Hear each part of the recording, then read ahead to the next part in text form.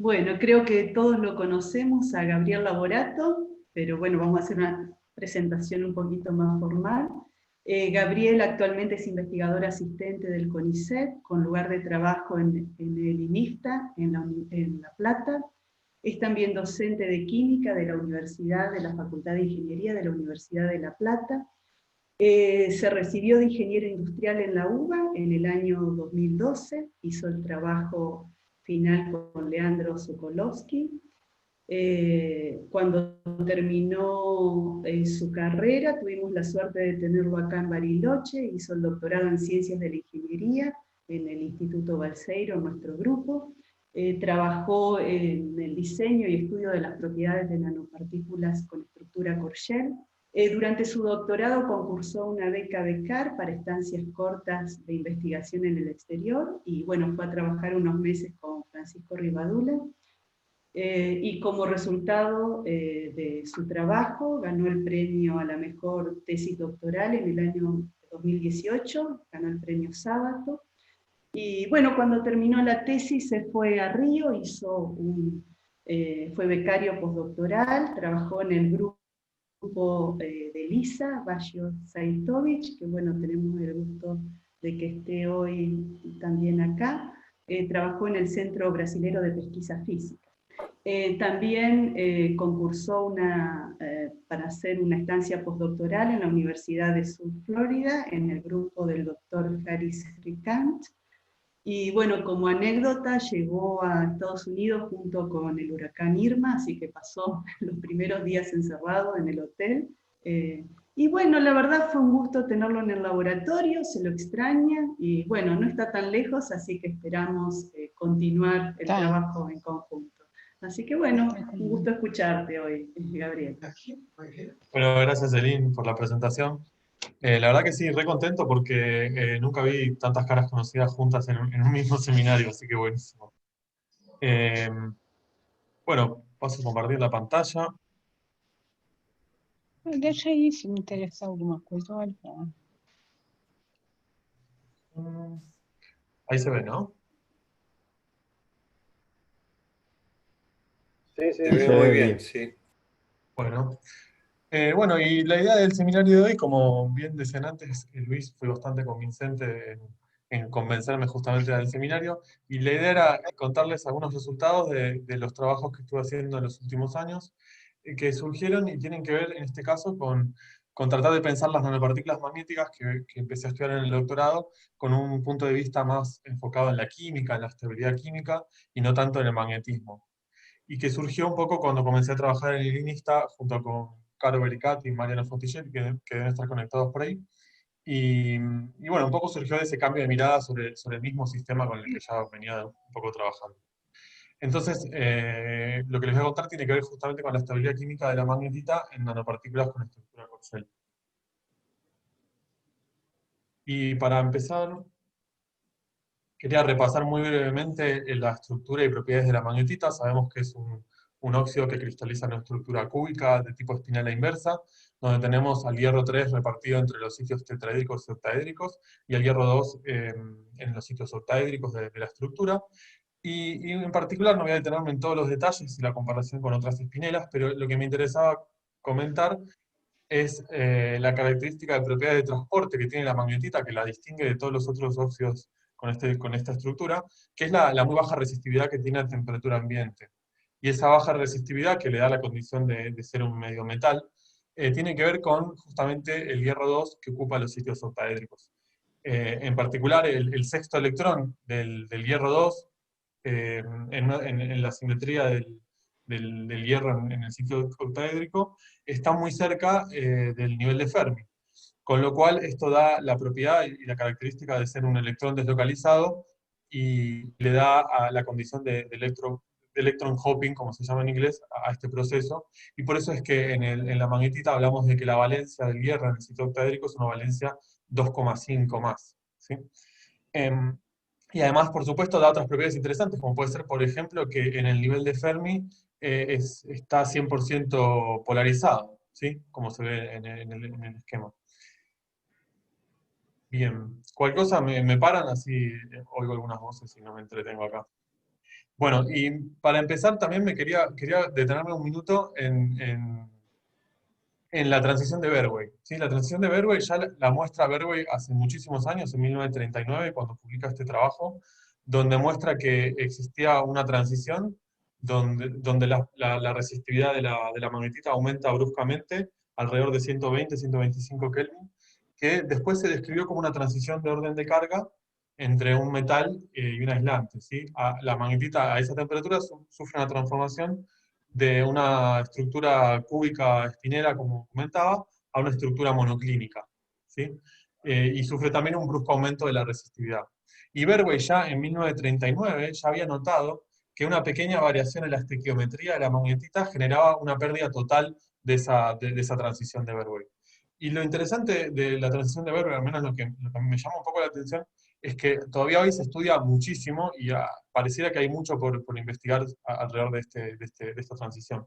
Por ejemplo, en el 2012 recién se entendió que, por debajo, que a temperaturas por debajo de la transición de Berwey, esa localización de carga se concentraba en 3 sitios lineales que se llamaron trímeros, y con eso se empezó a entender la estructura que aparece por debajo de la temperatura de Berwey.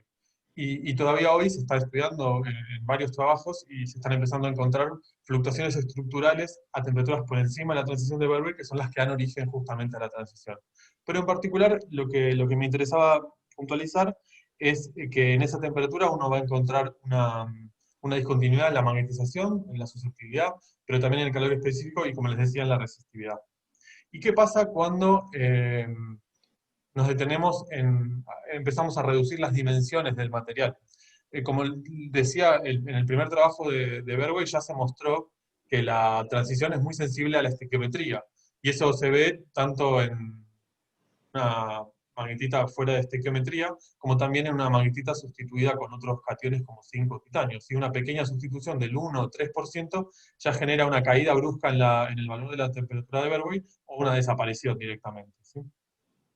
Si uno estudia películas delgadas, por ejemplo, acá hay un trabajo donde se estudian films con películas delgadas de magnetita de distintos espesores, y se ve un comportamiento como el de la figura, donde a medida que achicamos el espesor de esa capa de magnetita, la temperatura de Berwey disminuye hacia valores menores. Y es interesante notar que esa disminución y el valor de la temperatura también depende fuertemente del sustrato sobre el cual se crece ese monocristal de magnetita. Hay sustratos que incluso, en este trabajo se muestra, permiten obtener una temperatura de Berwey por encima del valor de la magnetita Val. Y esto tiene que ver con la íntima relación que hay entre las tensiones que puede haber en la estructura debido a crecer el cristal sobre distintos sustratos, y la relación que hay entre eso y justamente el origen de la transición en esta estructura. Pero es interesante notar que baja a medida que disminuye el espesor de la capa de magnetita y desaparece directamente para valores por debajo de 10 o 5 nanómetros de espesor. Y una cuestión en la que me quería detener brevemente es que nosotros ya con Elin y con Fran, cuando hice mi estadía, la que mencionaba justamente Elin, en el laboratorio de Fran Ribadú, allá en Santiago de Compostela, habíamos mostrado que en una magnetita crecida de manera epitaxial sobre ferrita de cobalto, a pesar de tener un espesor de magnetita de solamente 5 nanómetros, ya habíamos observado una transición de Berwey en 122 Kelvin. Y eso después el mismo año salió este trabajo donde un poco se explica por qué con una magnetita de 5 nanómetros podíamos tener una transición a valores tan altos de Berwey. Y que tiene que ver justamente con haber crecido la magnetita sobre la ferrita de cobalto como sustrato y no el MgO o el MAO, que son los sustratos típicos que se usan. Pero en resumen, lo que quería comentar es que la transición es muy sensible al tamaño, a la estequiometría y también al sustrato cristalino sobre el que uno crezca este cristal. Por otra parte, cuando uno va a pensar las nanopartículas, ya no las películas delgadas, sino las nanopartículas, encontramos un comportamiento similar. La diferencia es que hay muy pocos trabajos que hagan este tipo de estudios con nanopartículas, porque al ser las nanopartículas tan sensibles a la oxidación, por ser cristales tan pequeños, es difícil asegurarse que durante el proceso de síntesis y después de caracterización uno pueda mantener la estequiometría de la magnetita. De hecho, este trabajo que comento acá a la izquierda, eh, se basa en haber sintetizado las partículas en fase húmeda, en fase orgánica, y haber hecho toda la caracterización desde la síntesis, sin salir de atmósfera inerte, hasta incluso dentro del magnetómetro, ¿sí? Con lo cual refleja un poco las dificultades de estudiar este tipo de sistemas, pero es interesante que la observación es muy similar a la que mostré recién para películas delgadas. A medida que yo reduzco el dominio del tamaño de la magnetita, la transición de Bernoulli baja hacia valores, hacia temperaturas menores, ya sea por distintas técnicas con las que se mida esa disminución. Y otro aspecto interesante que uno va a encontrar en la literatura, si empieza a buscar qué pasa con la transición de Bernoulli en distintos sistemas, encuentra que muchas veces se reportan curvas como esta de M versus T, de magnetización versus temperatura, donde es evidente la transición de Bernoulli en cierto punto.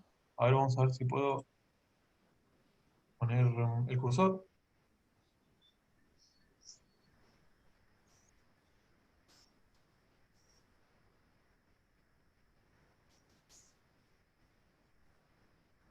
No he podido, pero no importa.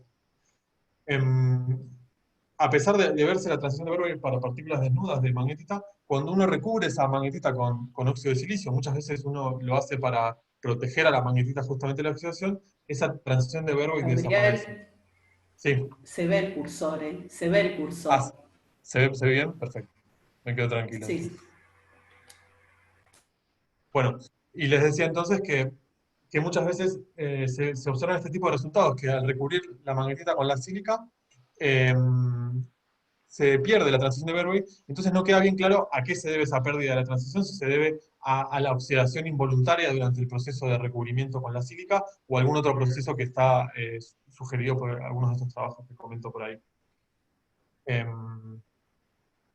Bien.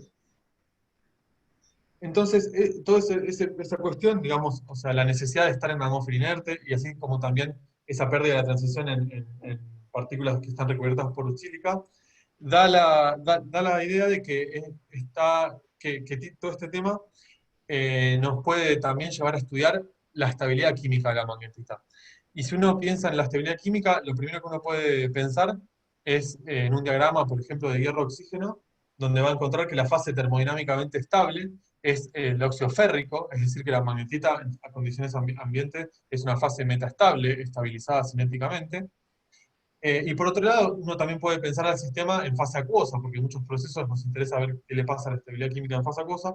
Para eso uno puede remitirse a los equilibrios termodinámicos que se ven en la figura de la derecha, y uno va a encontrar que la magnetita va a estar estabilizada a potenciales negativos y a pHs por encima de 8, ¿sí? Típicamente. Con lo cual, esto refleja por ahí las dificultades y las estrategias que uno tiene que tener en cuenta para estabilizar a partículas de magnetita en fase acuosa, en este caso. Pero bueno, como les decía, entonces, sabiendo que es una fase metaestable, uno puede embarcarse en el estudio de las transformaciones que puede sufrir la magnetita, y en particular las nanoestructuras de magnetita. En primer lugar, podemos decir que a temperaturas por debajo de unos 200 grados, la magnetita va a sufrir una transformación y se va a ir transformando paulatinamente en magnetita. Y la magnetita implica que el hierro 2 de los sitios octaédricos se oxida en hierro 3, y para balancear la carga eso resulta en vacancias en los sitios octaédricos. Y además hay variaciones en el parámetro de red de la estructura. En cambio, si uno calienta este sistema a temperaturas muy altas, por encima de 200, 300 grados, ahí sí va a llegar al óxido termodinámicamente más estable, que es la hematita, pero se necesitan temperaturas más altas porque acá necesitamos sí, un cambio de la estructura cristalina del material. Y en particular me voy a detener un poco más en este proceso de oxidación. ¿Por qué? Porque es el que uno observaría si deja envejecer una muestra de nanopartículas de magnetita en condiciones ambientales o condiciones de temperatura moderadas. Y como les decía antes, al oxidarse la magnetita a magnetita, la resistividad va a aumentar varios órdenes de magnitud, y el material va a sufrir, al menos en el material bulk, uno esperaría que disminuya ligeramente la magnetización y haya una variación moderada en la anisotropía magnetocristalina. Esto es lo que esperamos encontrar en esta transformación, que como les decía, se da a temperaturas ambiente o temperaturas bajas. Y este proceso se estuvo estudiando experimentalmente desde los años 70, y es una oxidación que se conoce en la literatura como topotáctica porque se mantiene la estructura, ¿sí? No presenta ninguna modificación en la estructura porque seguimos teniendo una espinela inversa, en el caso de la magnetita también, solo que con las vacancias que les mencionaba. Y el proceso se puede describir de la siguiente manera, que es como está aceptado actualmente que ocurre. Por cada 2 unidades de fórmula de manganita se incorpora un átomo de oxígeno que da lugar a 3 unidades de manganita. Y esa incorporación del óxido del átomo de oxígeno se da a partir de la ionización de un átomo de oxígeno gaseoso absorbido a la superficie, y esa ionización tiene que ver con los electrones producidos justamente por la transformación de hierro 2 a hierro 3. Y entonces, cuando uno, en las ecuaciones de acá abajo, se puede ver que cuando uno transforma todos los hierro 2 en hierro 3 en la magnetita, va a encontrar un fuerte desbalance de carga, ¿sí? Que ahora nos va a estar sobrando cargas, en particular 8 cargas por cada unidad, por cada celda unidad. Y ese desbalance de cargas necesariamente resulta en una difusión de cationes de hierro 3 hacia la superficie, y en particular van a estar difundiendo entre 2 y 3 cationes de hierro 3 por cada celda unidad, ¿sí? Eso para mantener la carga de la magnetita. Con lo cual, esto nos termina indicando que la cinética del proceso de oxidación va a estar gobernada por la difusión de estos cationes de hierro 3 en la estructura, ¿sí? Que no son muchos los que se necesita difundir, son entre 2 y 3 cationes de hierro 3 por cada celda unidad, que tiene 24 hierros para la magnetita y 21,3 para la magnetita. Así que la difusión de estos cationes es la que va a estar regulando la cinética de este proceso. Entonces, se puede estudiar a partir de las ecuaciones que uno conoce para la difusividad de cationes en sólidos. En particular, a baja temperatura uno va a considerar un coeficiente de difusión que está activado por una ley de Arrhenius, y considerando una geometría esférica, ¿sí? Haciendo esa simplificación, a través de la aplicación de la segunda ley de Fick, uno puede estudiar la concentración de magnetita o la concentración de cationes difundidos en el tiempo, que las ecuaciones dan lo mismo, ¿no? Cualquiera de los dos parámetros que uno estudie, la concentración de magnetita o de cationes difundidos a lo largo del tiempo, y va a poder estudiar esa variación en función del tiempo, ¿sí? Y con eso va a poder describir cómo va a ir evolucionando la concentración de magnetita a lo largo del tiempo, ¿sí? Y si uno va a la literatura, va a encontrar que hay distintos valores reportados para esta difusividad a temperatura ambiente, que varían bastante, varían un par de órdenes de magnitud. Y no solo eso, sino que además encuentra que, por ejemplo, este reporte donde destaca que 2 muestras en principio similares de magnetita fabricada por coprecipitación de unos 15 nanómetros muestran curvas de envejecimiento, de difusividad, muy distintas entre sí. O sea, los valores de DE resultan realmente distintos. Lo que da a entender que hay un montón de otros factores que no están pudiendo ser interpretados, como las características del cristal, la presencia de distintos cappings, que pueden estar influyendo en esta variación de la estabilidad química de la magnetita en nanopartículas. ¿Sí? Bien. Y otros trabajos, por ejemplo, han mostrado que, por ejemplo, en este caso han trabajado con nanopartículas similares a las que les mostré recién, pero las han sometido a un proceso oxidativo en 2 condiciones distintas. Por un lado en aire a 60 grados y por otro lado en ácido nítrico, ¿sí? Y acá lo que han encontrado es que depende del método con el cual uno use para caracterizar esa oxidación, ya sea rayos X, Mossbauer o Raman, ¿sí? La evolución del proceso es en apariencia diferente, ¿sí? Por ejemplo, en este caso, con las partículas oxidadas en aire, eh, los experimentos de rayos X indican que luego de un cierto tiempo todavía persiste un 70% de magnetita, mientras que los experimentos de Mossbauer me están indicando que luego de un cierto tiempo ya tenemos solamente un 10% de magnetita. Es decir, que esto podría estar indicando que cada una de las técnicas, al ser sensibles a distintos aspectos del proceso de la oxidación, me permitiría estar separando los cambios químicos y estructurales mediante el uso de distintas técnicas, ¿sí? Y me podría dar un poco más de información sobre el proceso de oxidación que les mencionaba. Y por último, otro ejemplo de la estabilidad química de la magnetita en nanopartículas tiene que ver con tratar de entender más en detalle, ya a escala a escala atómica y a escala micro, ¿sí? Qué parámetros, qué aspectos de los cristales con los que uno viene trabajando pueden estar influyendo y determinando el proceso. En este caso hay dos ejemplos muy interesantes porque aplican técnicas bastante avanzadas de caracterización. En el primer caso, usando técnicas de análisis y mapeo de tensiones en cristales con resolución atómica, lo que pudieron demostrar es que las tensiones en un cristal pueden afectar muchísimo los coeficientes de difusión de los cationes en las nanoestructuras. Y en el otro ejemplo lo que pudieron estudiar son microcristales, y nanocristales también, de unos pocos cientos de nanómetros, de magnetita, ¿no? Monocristales, donde pudieron observar la relación muy fuerte que hay entre las tensiones en la estructura y el proceso de oxidación. Bien, y con esto llegué a la motivación del trabajo, es decir, ¿por qué nos interesa estudiar todo este asunto de la estabilidad química que les mencionaba de las nanopartículas? En particular, desde que llegué al INISTA, a nosotros nos interesó por el lado de la síntesis de nanopartículas, ya que la estabilidad química de la magnetita de alguna manera determina la posibilidad de sintetizar nanopartículas híbridas, como las que se ven en la figura, que son dímeros formados por metales y magnetita, y esto es porque la presencia de hierro 2 en la superficie de la magnetita puede caracterizar la reducción de los precursores metálicos y permitir formar estructuras metálicas.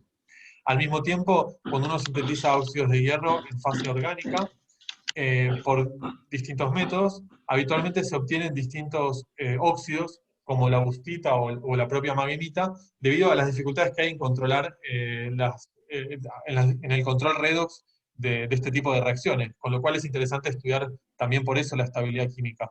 Y por otro lado, para varias aplicaciones, ni hablar de aplicaciones biomédicas que requieran un control muy preciso de la anisotropía y de la magnetización, también para actividades,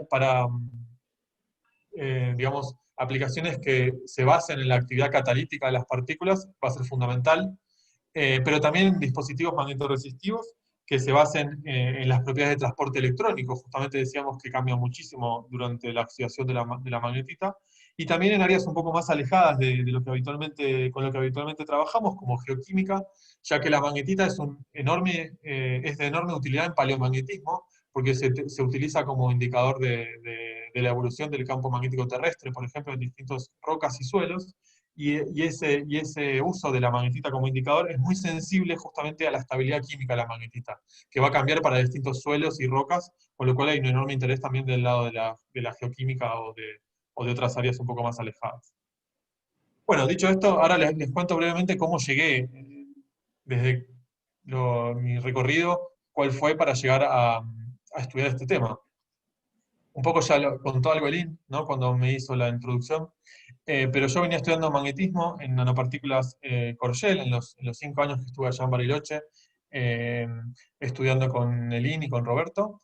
Después estuve también un año haciendo una postdoc en Río de Janeiro, junto en el laboratorio de ELISA, donde apliqué técnicas de Mosbauer y otras espectroscopías al estudio de nanopartículas, y durante ese postdoc estuve en una estadía donde gané un subsidio para hacer un viaje a Tampa, donde me concentré en la síntesis de nanomateriales. Ocurrió un poco lo que contaba Elin. Yo venía trabajando en lugares muy lindos, como ven en las fotos, y además venía muy motivado para aplicar métodos de síntesis distintas, pero pasó lo que mencionaba Elin, que es que a la semana que yo llegué ahí a Tampa, vino el huracán Irma, así que estuve encerrado varias otras semanas, porque la universidad estuvo cerrada durante varias semanas siguientes al huracán, con lo cual los planes que tenía originalmente de aplicar distintos métodos nuevos de síntesis se fueron modificando, y a pesar de eso, pude cambiar un poco los planes para concentrarnos en un proyecto que allá estaban realizando, que era la síntesis de nanopartículas Corgel, basadas en un core de magnetita y un shell de otra ferrita, con el objetivo de maximizar la potencia de calentamiento de hipertermia, como muchos de ustedes ya conocen, ¿no? Así que me embarqué en este proyecto, allá al menos por la parte de la síntesis. Después la idea era, por supuesto, estudiar todas las propiedades magnéticas y otras propiedades en Brasil. Entonces nos embarcamos en la síntesis de estos materiales. Primero sintetizamos la magnetita mediante la descomposición térmica de acetilacetonato de hierro. Acá la clave fue utilizar dioles de cadena larga, porque sabemos que los dioles de cadena larga permiten ejecutar ese control fino del redox en fase orgánica que necesitamos para obtener magnetita estequiométrica, que de otra manera es bastante más dificultosa. Y esto nos permite obtener nanopartículas de magnetita de unos 12 nanómetros con una elevada cristalinidad y sin defectos o impurezas de bustita o de otras fases del óxido. Luego, en una segunda etapa, sintetizamos un shell usando como semillas las partículas de magnetita y sintetizamos un shell de ferrita de zinc, que lo hicimos a partir de la descomposición de los metales, de los acetilacetonatos metálicos correspondientes, de hierro y de zinc. Y siguiendo este proceso pudimos obtener muestras core shell, formadas por un core de unos 12 nanómetros y un shell de unos 3 nanómetros de la ferrita, que también tiene una estructura de espinela. Es decir, que el espesor de shell fue de unos 3 nanómetros para dar un tamaño total de unos 17-18 nanómetros.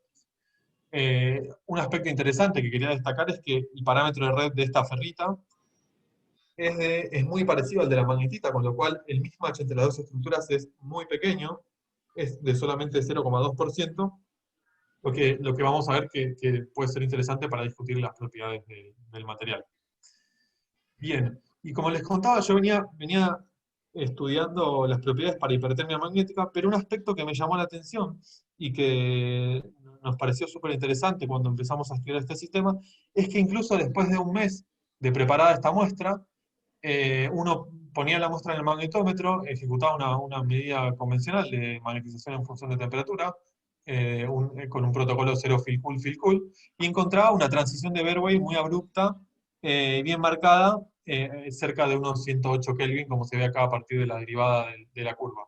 Y esto nos llamaba la atención porque sabíamos que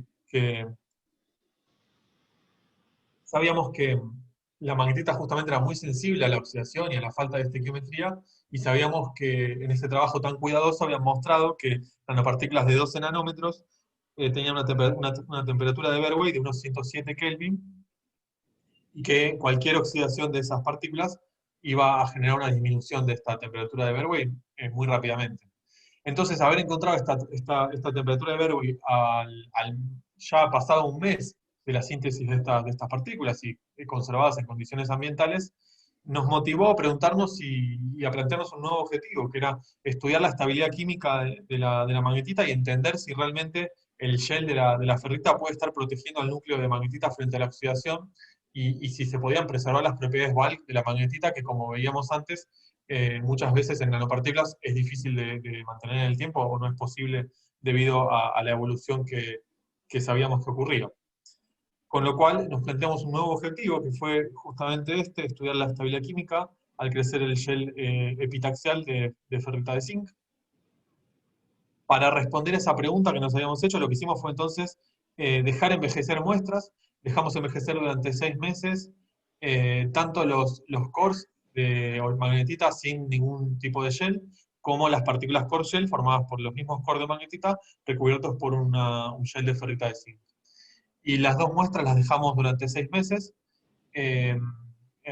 conservadas en atmósfera inerte, en aire, a temperatura ambiente, y empezamos a estudiar las muestras luego de esos 6 meses. En principio, las primeras medidas fueron las de difracción de rayos X, donde pudimos ver que el core, o sea, las muestras de los cores ya envejecidos a los 6 meses, presentaban un parámetro de red intermedio entre la magnetita y la magnetita bulk, mientras que la muestra core shell presentaba un parámetro de red un poco superior al de la magnetita, entre medio de lo esperado para la magnetita y la ferrita de zinc. Y esto ya nos da un primer indicio de que, bueno, de que probablemente el core sin recubrir se esté oxidando más rápido que en el otro caso, que era lo que nos interesaba preguntarnos, y también nos interesó preguntarnos, bueno, si efectivamente estamos conservando o no, después de este envejecimiento de 6 meses, la magnetita dentro de la estructura core shell. Para eso, un poco, bueno, retrocedimos un poquito en el sentido de que empezamos a estudiar la evolución de los cores, o sea, de los núcleos de magnetita durante la evolución, y comparamos en este caso, esto ya acá en La Plata, en experimentos de XPS, lo que hicimos fue comparar nanopartículas de magnetita frescas y nanopartículas envejecidas durante 6 meses, y también nanopartículas oxidadas intencionalmente en atmósfera de oxígeno a temperaturas moderadas. Y esto nos indicó claramente que hay una diferencia importante en los espectros de XPS de muestras envejecidas, comparándolas con muestras frescas, y haciendo los ajustes correspondientes, pudimos determinar la diferencia entre las relaciones entre hierro 2 y hierro 3 para partículas frescas, y hierro 2 y hierro 3 para partículas envejecidas, y por supuesto son más grandes en las partículas frescas, como esperábamos. Así que con esto podemos demostrar por lo menos que efectivamente ocurre una evolución y una oxidación de las partículas desde que son producidas hasta ese envejecimiento de los 6 meses, al menos para los núcleos de magnetita. Después nos embarcamos en la técnica que por ahí nos iba a dar más información y con la cual pensábamos confirmar lo que veníamos sospechando, que es la espectroscopía Moss-Bauer. Esta técnica nos permitió, por un lado, ajustando los espectros obtenidos a temperatura ambiente para los núcleos envejecidos durante 6 meses, nos permitió, mediante este método de ajuste que siguiendo que se propone en la literatura, al plantear 3 subespectros, esto nos permitió estimar un corrimiento isoménico medio y con eso poder decir, sin dudas, que tenemos en esta muestra un 45% de magnetita y un 55% de magnetita, ¿sí? Esto es una de las técnicas ideales para determinar esto, ya que el corrimiento isomérico es muy sensible a la cantidad de hierro 2 en la estructura, ¿sí? Y este método que les comentaba acá está muy aceptado para justamente hacer este tipo de cuantificaciones. Por otra parte, también nos permitió comparar ese espectro Moss-Bauer con el espectro core shell, o con el espectro de las muestras core shell envejecidas durante los mismos 6 meses. Y acá lo interesante fue que este espectro de las muestras core shell se puede explicar perfectamente con 2 sitios correspondientes al hierro en el sitio tetraédrico y al hierro en el sitio octaédrico para un core de magnetita estequiométrica. Acá lo que hicimos fue tomar los valores de la magnetita estequiométrica de literatura para hacer los ajustes Moss-Bauer, y después agregamos 2 sitios más, uno para el sitio tetraédrico y octaédrico del shell, ¿sí? De la ferrita, y con eso podemos demostrar que en la muestra core shell tenemos una contribución de un 40% de magnetita estequiométrica, y que además en el shell, ¿sí? El ajuste libre para el hierro y las características del hierro en los sitios tetraédricos y octaédricos nos permitió confirmar que el zinc que se incorporaba en la ferrita de la fase del shell solamente ocupa los sitios tetraédricos de la estructura. Y es interesante que encontramos una contribución de magnetita de un 40% que está perfectamente de acuerdo con el 35% que esperamos, de acuerdo a los primeros resultados de microscopía electrónica de transmisión, donde veíamos que teníamos un core que ocupaba más o menos esa porción del material. Es decir, que por lo pronto nos dio una confirmación importante de que teníamos un core de magnetita estequiométrica luego de 6 meses, que en cambio en la muestra sin recubrir se oxidaba más de la mitad hacia magnetita. Así que fuimos a profundizar un poquito más en estos estudios y poner un poco más la lupa en lo primero que por ahí habíamos encontrado, que era la transición de Bernoulli. Acá les muestro, por ejemplo, las curvas MDT, son curvas zero field cool, en este caso warming, donde se ve bien claro que la transición de Bernoulli, que originalmente, como les decía, luego de un mes estaba alrededor de 108 Kelvin, ahora luego de 6 meses todavía se mantiene en 107 Kelvin, casi no hay diferencia, aunque se ve un poco más ancha, prácticamente no se ve diferencia, con lo cual, y siguiendo los reportes de la literatura, podemos asegurar también, mirando la transición de Bernoulli, que luego de 6 meses seguimos teniendo un core de magnetita de 12 nanómetros estequiométrica en la estructura. En cambio, si comparamos con la curva de magnetización versus temperatura para los cores desnudos, o sea, sin el shell de ferrita, vemos que luego de 6 meses no se ve la transición de Berwick, se ve muy desdibujada la curva, no hay una transición bien clara acá. Y si nos remontamos a las medidas de los núcleos envejecidos durante solamente medio mes, unos días, o envejecidos durante 6 meses, vemos que en ninguno de los dos casos se ve una transición de Berwick bien definida. Es decir, que pareciera ser que en los cores de magnetita la transición de Berwick desaparece en las primeras instancias del proceso de oxidación del material. ¿Sí? Es decir, que ya los primeros días probablemente no podemos observar más la transición de Berwick, al menos es lo que surge de los experimentos de magnetometría en este caso. Bien. Y un aspecto interesante que por ahí no profundizamos para nada, ni siquiera en los trabajos que publicamos en este sentido, tiene que ver con la histéresis en la transición de Berwick. De nuevo comparando la curva esta de M versus T de la muestra envejecida durante un mes, donde les decía que la zero fill cool está medida en condición de warming y la fill cool está medida en condición de cooling. Podemos notar que hay una histéresis bastante grande, ¿no? Hay una diferencia de 10 grados entre la transición medida en warming como la medida en cooling. Y estos 10 grados, esta histéresis en la transición ya fue reportada en la literatura hace unos años, y se ve que se obtuvieron histéresis más o menos de los mismos valores, hasta 11 Kelvin, pero que estas histéresis en la literatura fueron obtenidas para nanopartículas más grandes, de cerca de 100 nanómetros, y en este trabajo reportan la gran similitud que hay entre la variación de la histéresis en la transición con respecto al tamaño del cristal, comparándola con la variación que hay en el coercitivo, en la anisotropía, para distintas muestras de distintos tamaños, ¿sí? Y lo que atribuyen es que tienen una máxima histéresis para,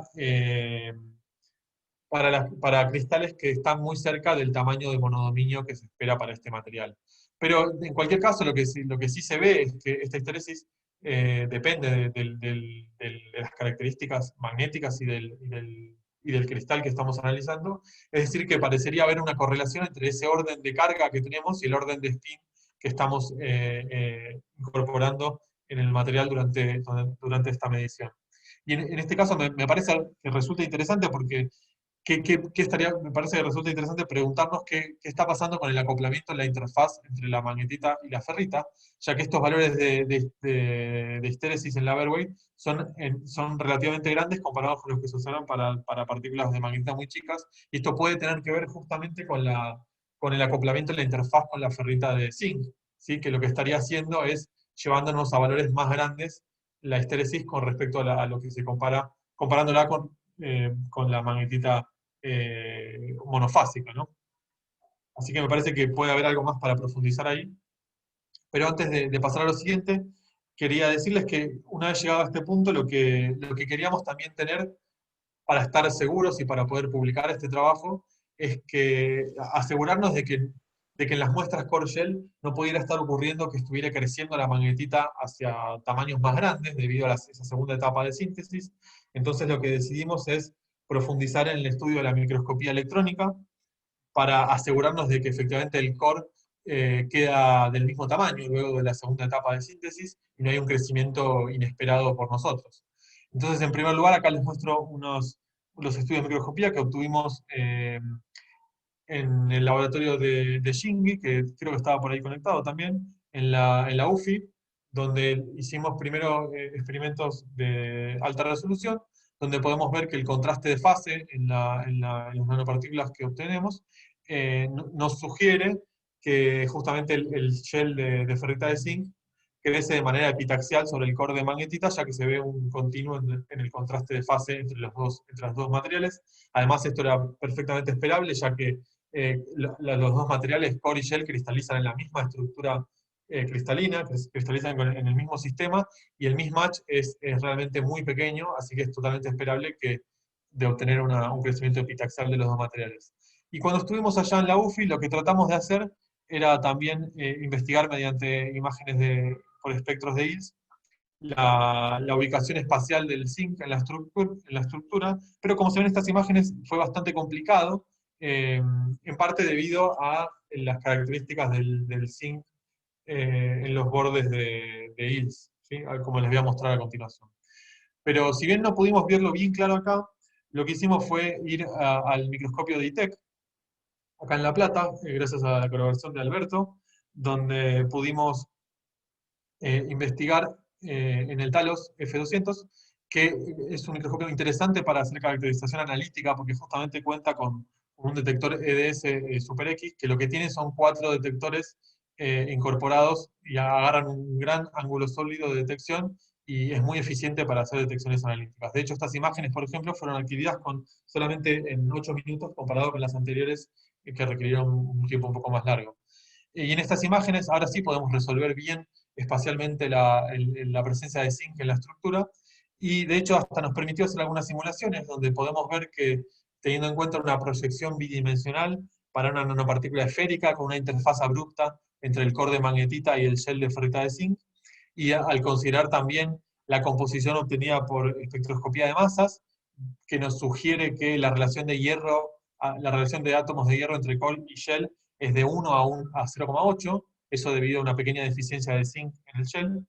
Teniendo en cuenta todas estas condiciones, nos permite simular las intensidades esperables para EDS, para cada una para una nanopartícula, como es este caso, donde consideramos un tamaño total de la nanopartícula de 17.2 nanómetros y un tamaño del core de 12 nanómetros, y integramos la intensidad en un área de 2 nanómetros, con lo cual encontramos estos perfiles donde la línea llena se corresponde justamente a la simulación que les contaba. Y se ve que hay un muy buen acuerdo entre los dos, entre el resultado experimental y esa línea llena que corresponde a todas estas simplificaciones que mencionaba.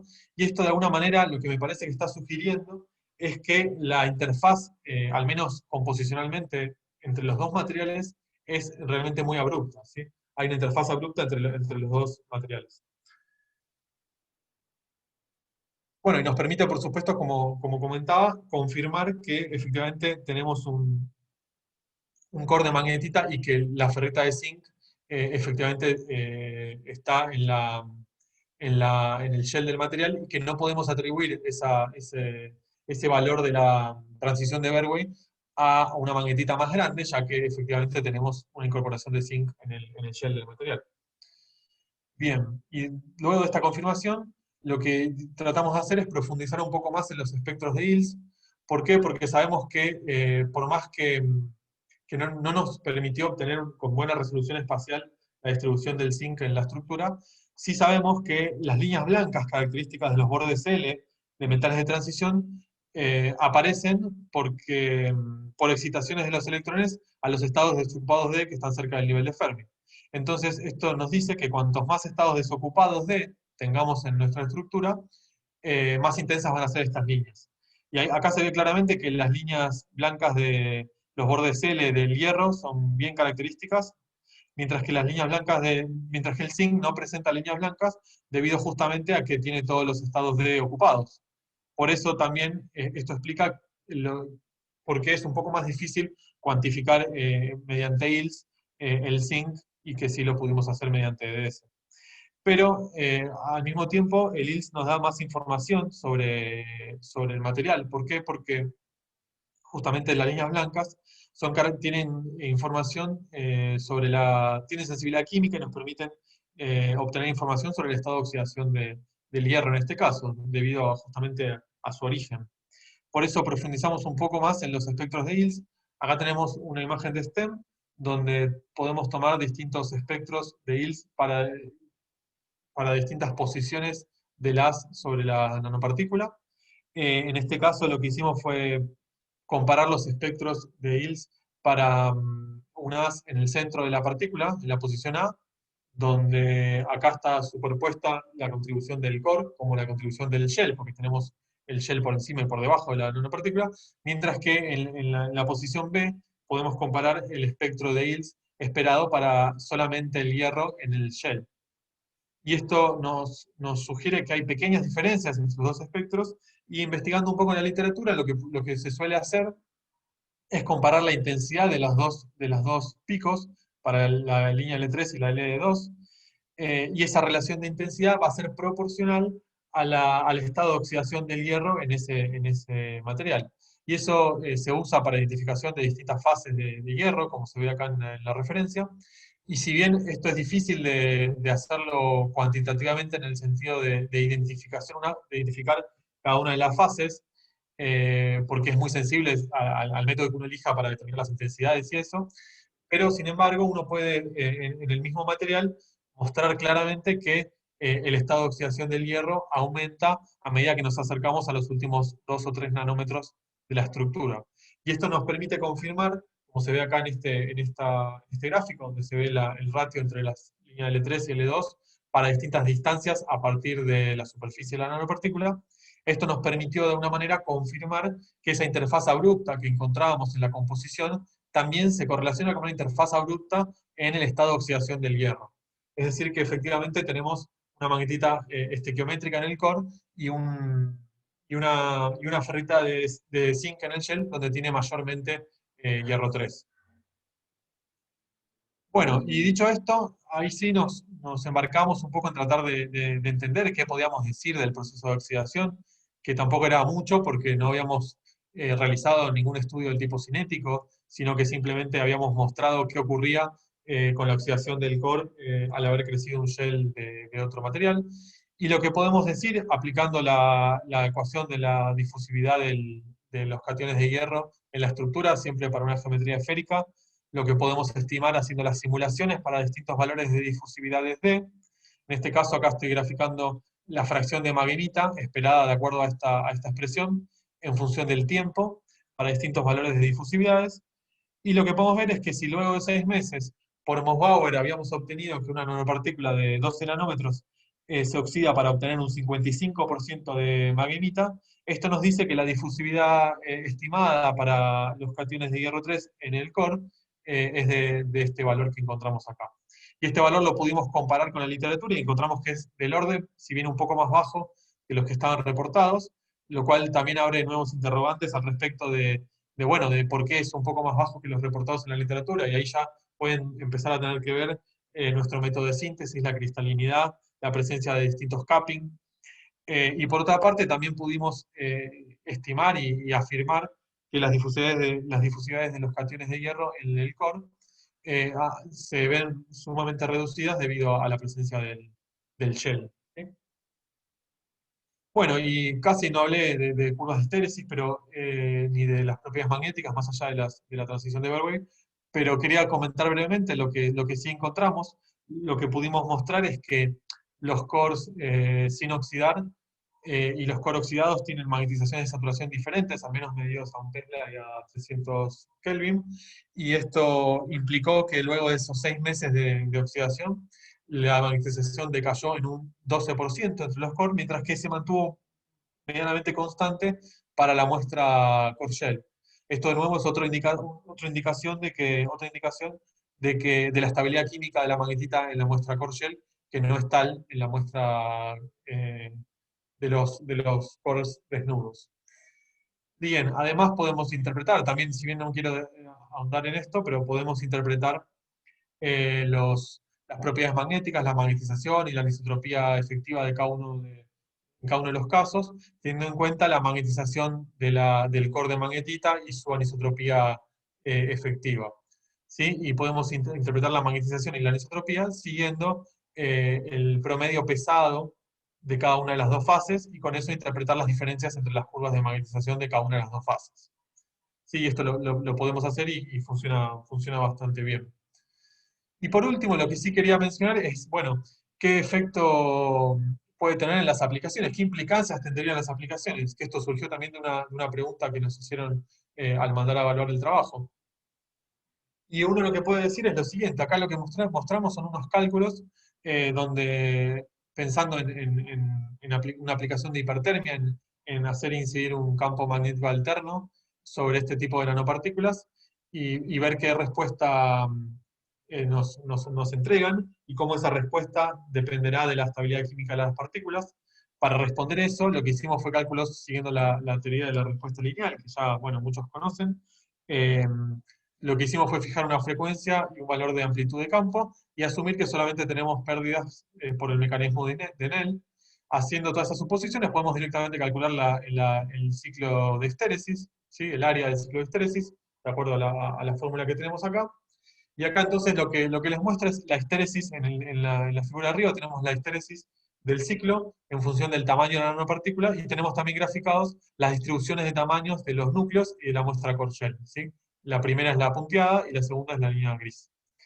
Entonces, lo que se ve claramente es que, bueno, en los tres colores tenemos para las muestras de magnetitas frescas, o sea, los cores frescos, tenemos el ciclo de histéresis esperado para distintos tamaños, ¿sí? El área del ciclo para distintos tamaños de partículas. Mientras que tenemos también con otro color para los cores oxidados, cómo sería ese ciclo de histéresis para distintos tamaños, y para la muestra Corchel. Y esto lo que nos está indicando es que para los cores sin oxidar, hay una muy buena sintonización entre el máximo del ciclo de histéresis y el tamaño que nosotros tenemos.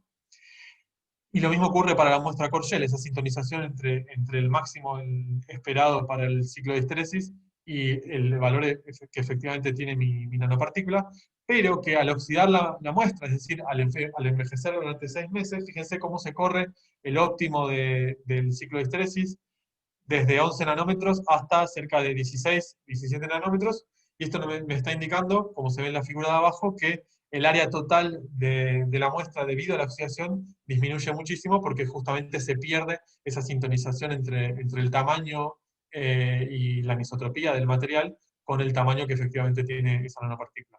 Y esa variación en la hipertermia magnética no ocurriría en la muestra Corchel, ya que se encuentra sintonizada aún después de 6 meses con el tamaño esperado para esas nanopartículas. Sí, así que con esto quería cerrar mostrándoles una implicancia en las aplicaciones. Y entonces, para concluir el resumen, lo que sí creo que pudimos mostrar bastante bien es que luego de 6 meses las muestras de magnetita se oxidan a magnetita y magnetita, que es algo ya súper conocido, pero que también mostramos que en muestras Corchel durante 6 meses podemos estabilizar una magnetita estequiométrica en el core, que presenta un montón de propiedades esperadas para la magnetita Bulk, y vimos cómo eso tiene implicancias en cuanto a estimar las necesidades del hierro en el proceso de oxidación, pero también a los efectos de esta cuestión de esta estabilidad química sobre las aplicaciones, como por ejemplo hipertermia magnética, y eso lo pudimos publicar en un par de trabajos que salieron recientemente junto con distintos colaboradores, y me parece que sería interesante para seguir estudiando, por un lado, tratar de abordar la cinética del proceso, tanto para partículas monofásicas, que ya algo se está haciendo, pero se está haciendo en gran medida para sistemas fabricados por coprecipitación, pero no para partículas fabricadas en fase orgánica, donde podemos tener un control un poco más fino de las características de los cristales, y también avanzar en el estudio de la cinética en muestras Corchel, daría bastante información sobre el proceso que está ocurriendo. Y por último, también destacar que por ahí se podría profundizar un poco también en el estudio de la transición de Berway para sistemas Corchel, y en particular el efecto del acoplamiento y la interfaz, por ejemplo, también en la histéresis que observamos en esta transición que todavía no ha sido reportado. Así que bueno, muchas gracias. Para cerrar, déjenme agradecer a toda la gente que participó en este proyecto, que es mucha y de muchos lugares. En particular del INISTA, quería agradecer tanto a Caro Bericat, a Mariano Fonticelli y a Aldo Rubert, con los cuales empezamos a pensar este tipo de sistemas con otra óptica, y eso fue muy valioso. También a Raja, a Fan y a Harry, que fueron con quienes trabajé en la Universidad de Florida, y con quienes pasamos un poco el huracán también. Por supuesto a Litters y a Elisa, con quienes trabajamos en el CDPF en este proyecto en particular, y hicimos las medidas de Mosbauer y otras medidas de magnetización. Y también al resto de la gente del CDPF, que si bien no participó en este trabajo en particular, sí compartimos bastante y trabajamos juntos en otros trabajos. Por supuesto a Shingi, con quien hicimos medidas en el microscopio de la UFI, y caracterizamos mediante ILS los materiales. Y Alberto también, que nos ayudó bastante para caracterizar en el microscopio de ITEC, y fue muy valioso para también profundizar en la caracterización en un microscopio con un EDS también muy poderoso. Así que bueno, gracias a todos.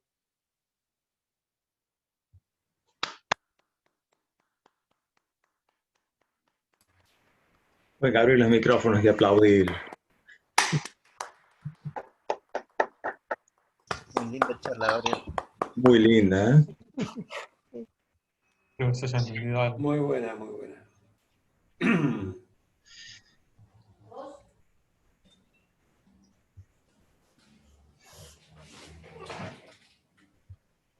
A ver si podemos abrir las preguntas. Bueno, yo tengo preguntas, ¿eh? ¿Milano? No, Leandro. Sí. ¿Quién es el que Bueno, habla? Leandro. Leandro, muy bien. Que empiece Leandro. Muy bien. Espérate un poquito, ¿cómo es esto?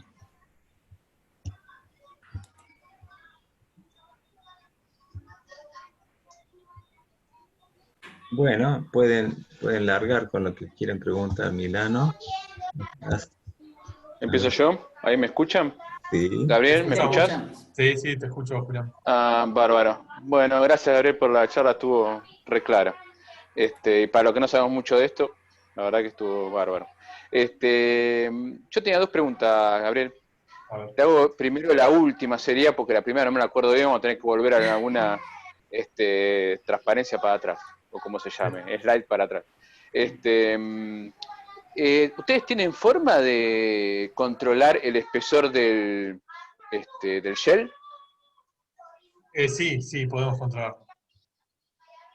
Sí, o sea, sí, Bien, y eso... se puede controlar más bien para abajo y no tanto para arriba. En particular, cuando uno parte de un core de 12 nanómetros, o sea, en total no, es difícil irte más allá de 20 nanómetros, pero sí puedes quedarte en pocos nanómetros. El core. No, del shell, me decías del shell, ¿no? El espesor del shell. Del shell, sí, te digo del shell, Claro, sí, de lo de afuera. Lo que decía es que uno puede hacer un shell nosotros pudimos hacerlo hasta 4 nanómetros, sí. Y para abajo lo hicimos hasta 2 nanómetros. Pero en principio desearía poder hacer más chico. ¿Podés gritar menos, por favor? Esperá que estoy hablando, Flor. Che, ¿cómo es el tema de, o sea, ¿ustedes vieron diferencias en las mediciones? O sea, cuando achicás el shell y eso, o sea, que se envejece más rápido o esas cosas. No, eso en realidad, claro, sí, está buena la pregunta, pero no lo medimos. O sea, solamente estudiamos la muestra envejecida que tiene un shell de 3 nanómetros. Lo que sí vimos es transiciones de Berway igual de lindas para distintos shells, ¿sí? Y como yo venía haciendo distintos sistemas, a ver si vuelvo un poquito para atrás, a ver si estaba por acá, ¿no? Claro, con shells de otros materiales también de ferrita de cobalto y de ferrita mixta de cobalto zinc, lo que ocurre es que a veces, cuando el shell es muy anisotrópico, no te deja ver la transición de Berway en una M versus T, pero simplemente porque es muy anisotrópico el shell. Pero sí hemos visto, pero sí, no hemos estudiado la evolución de la transición de Berway para otros shells más angostos, sí. No lo hicimos. Está bien. Bien. Y después, bueno, es una de las primeras cosas que mostraste cuando hicieron los films, en lo de Fram. A ver. ¿Sí? Ajá. Ahí, o sea, ¿ustedes tienen idea cómo crece el film sobre el otro óxido, digamos? O sea, Claro. ¿hicieron estudios estructurales de cómo está creciendo? Si es monocristalino, claro. cómo crece. Te cuento un poco más de esto.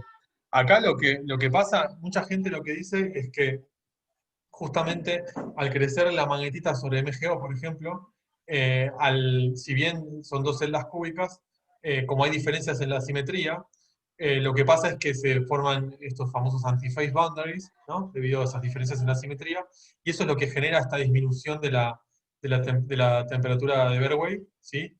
Y genera variaciones en la temperatura de Berway. ¿Qué pasa? Acá justamente al crecer, en este trabajo del medio, ¿no? Me refiero. Al crecer la magnetita sobre otros sustratos, lo que hacen es justamente impedir esos antiphase boundaries y tienen transiciones de Berway muy altas. En nuestro trabajo que hicimos con Lynn y con Fran, en realidad no estábamos buscando eso, para nada. Lo que estábamos haciendo era estudiando el acoplamiento entre magnetita y ferrita de cobalto. Pero una cosa que nos llamó la atención, si bien acá se ve apenas la transición, se ve apenas porque está montado sobre la señal de la ferrita de cobalto, ¿no? Lo que encontramos acá es que la transición de Berway era 122 Kelvin. Y eso era muy alto comparado para lo que esperábamos para una magnetita de 5 nanómetros, que como se ve acá, ya debería estar por, no sé, 110 o para abajo, como se ve en la figura del medio, Claro. ¿no? Es salvo justamente que uno haya puesto la ferrita de cobalto como buffer, como espaciador, y eso haya generado una magnetita con otras características estructurales que son las que preguntabas vos, y yo creo que Claro. justamente esa sería la respuesta. Lo que pasa es que, por un lado, no profundizamos en eso porque el objetivo del trabajo era otro, y no hicimos estudios, o sea, no hicimos estudios estructurales ni de microscopía ni nada en ese sentido. Claro. Lo que sí después tratamos de medir, se acuerda mejor que yo, pero después tratamos de hacer algunas medidas de transporte, pero ya no las pudimos hacer las medidas de transporte cuando volví a Argentina después de la estadía, y en parte creemos es que porque justamente al ser una magnetita de 5 nanómetros, seguramente ya se empezó a oxidar y Sí, ya sí, perdimos fluyó. las propiedades de transporte, y todos los intentos que Sí, hicimos sí, una sí. vez vueltos acá, con Mara, si no me equivoco, no fueron muy fructíferos. Bien. Bueno, bárbaro, gracias, Gabriel. De nada. Hay una pregunta de Claudia y de Quique, después, si quieren. A ver. Sí, empiezo. Bueno, Gabriel, excelente la charla, muy clara. Casi que no quedan cosas para preguntar porque quedó todo tan claro el análisis que te felicito. Tengo solo una duda. En la ferrita de zinc que está en la superficie, ¿no? Sí. También hay hierro más 2 porque las cargas no se compensan, ¿no? Porque tenés menos zinc Claro. que la estequiométrica. ¿Vos esperás Sí. que haya hierro más 2 también, o viste hierro más 2 en la capa Bueno, superficial? eso, claro, sí, está perfecta la pregunta. Porque acá, como decía Claudia, yo les comentaba que teníamos una deficiencia de zinc. En realidad yo acá puse esta fórmula que escribí acá, o sea, puse 2,4 para el hierro, pero tranquilamente uno podría decir que acá en realidad se está acomodando una estructura más intermedia entre la magnetita y la magnetita, donde todos los zinc están ocupando los sitios para los cationes divalentes, y el C0,4 de hierro podría estar oxidándose a hierro 3, y eso me generaría una fracción de vacancias un poco más pequeña que en la magnetita, pero podría estar también presente. O sea que eso en principio diría que no lo sabemos a ciencia cierta, ¿no? Uno no sabría si tiene esta composición o si tiene una composición en la cual ese 0,4 de hierro 2 en realidad está como hierro 3 y hay una fracción de vacancias. Yo creo que podrían ser las dos cosas. Ahora, lo que sí podría decir es que por ahí, con los estudios de ILS, donde vimos acá esta diferencia tan clara en el estado de oxidación, uno ya acá, por lo menos, si hubiera hierro 2 en el shell, tiene que ser bastante menos que lo que hay en el core, ¿sí? Así que uno por ahí podría, este estudio podría darle una pista a que si hay ese hierro 2 por ahí es un poco menos que 0,4, y eso sería un límite superior, si uno quiere. Y la otra cortita es si, Sí. no sé si lo dijiste o si me lo perdí, ¿es posible que el strain que genera la interfase haga que se estabilice Sí. la magnetita? Porque cuando, no me recuerdo los parámetros de red de la ferrita de cobalto, pero la ferrita de cobalto también tiene parámetros más grandes que la magnetita, ¿no? También. Claro, bueno, vuelvo para acá.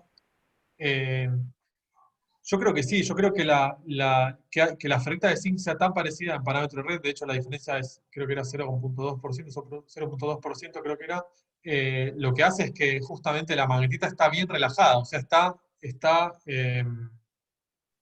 no está tensionada por el shell, como pasaría con un sustrato, como por ejemplo en películas del gas, haciendo la analogía, y eso seguramente haga que la